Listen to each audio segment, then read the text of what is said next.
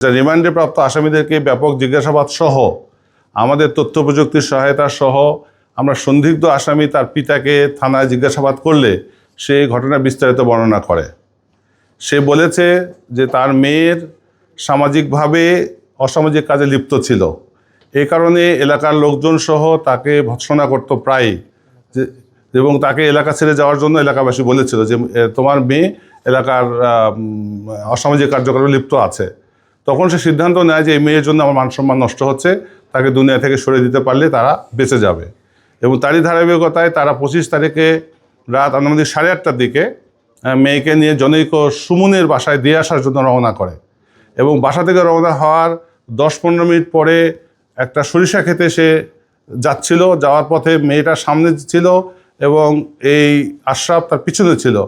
থাকা অবস্থায় সে ওড়না দিয়ে মেয়েকে পিছন থেকে ফাঁস দিয়ে মেরে ফেলে এবং মৃত্যু নিশ্চিত হওয়ার পরে তার সে ওড়নার একটা অংশ দিয়ে তার হাত পিছনে বেঁধে সে চলে আসে। এসে তার পরিবারকে জানায় যে এই ধরনের ঘটনা সে নুরা এবং অন্যান্যরা তার মেয়েকে অপহরণ করে নিয়ে গিয়েছে।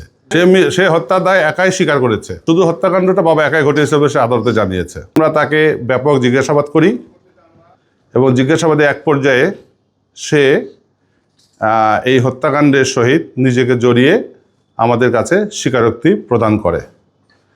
তাৎক্ষণিকভাবে আমরা তাকে বিজ্ঞ আদালতে সোপর্দ করি।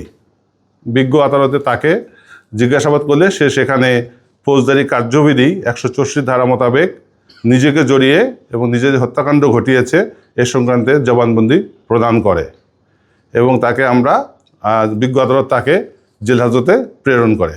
পিতা কর্তৃক ধর্ষণ হয়েছে কিনা সেটা মেডিকেল রিপোর্ট আসলে পাওয়া যাবে, বাট সে যে একাই এই হত্যাকাণ্ড ঘটিয়েছে সেটা বিজ্ঞ আদালতে সে স্বীকারোক্তিমূলক জবানবন্দি প্রদান করেছে। যেটা আমাদেরকে জানিয়েছে প্রাথমিকভাবে যে সে তার মেয়ের স্বভাব চরিত্র ভালো ছিল না, সে বিভিন্ন অসামাজিক কার্যক্রমের সাথে জড়িত ছিল বলে সে বিভিন্নভাবে সে বিরক্ত ছিল, তার প্রতি অ্যানয়েড ছিল এবং সে সামাজিকভাবে হেয় প্রতিপন্ন হচ্ছিল। বিধায় সে একাই সে প্ল্যান করে যে মেয়েটাকে সে মেয়ের দুনিয়া থেকে সরে দিবে। তার এই ফলশ্রুতিতে সে এই হত্যাকাণ্ডের সংগঠন করে। সে তো আর নিজের কথাই বলেছে, হত্যাকাণ্ডে সে নিজেই ঘটিয়েছে, তার পিতা। আরএফএল এসডব্লিউআর পাইপি মাপে যা বলে তাই দেয়। RFL SWR pipe and fittings. তাদের নিজ নিজ যে দায় দায়িত্ব আছে সেটা, এছাড়াও আদালতে নুরা স্বীকারোক্তিমূলক জবানবন্দি দিয়েছে, তার দায় দায়িত্ব কী ছিল সেটা সে বলেছে, বাট সে হত্যাকাণ্ডে জড়িত ছিল না বলে আদালতে জানিয়েছে। এবং হজরত আলী নামে আরেকজন আসামি আছে, সে যে গত 10ই ফেব্রুয়ারি যে ধর্ষণ ঘটেছিল সেখানে হজরত আলী সহ বাকি আরও 3 জন, মোট 4 জন সে ধর্ষণ ঘটনায় জড়িত ছিল বলে হজরত আলী বিজ্ঞ আদালতে জবানবন্দি প্রদান করেছে। বাবা পিছনে ছিল, পিছন থেকে ওড়নাতে ফাঁস দিয়ে তাকে হত্যা করে। হ্যাঁ, 5 তারিখে যে ঘটনা ঘটেছে আপনারা জানেন, এই সংক্রান্তে মাধবদী থানায় মামলা হয়েছে এবং এই ঘটনার সাথে প্রধান যে সন্দেহভাজন অ্যাকিউজ তাকে আমরা গ্রেপ্তার করেছি।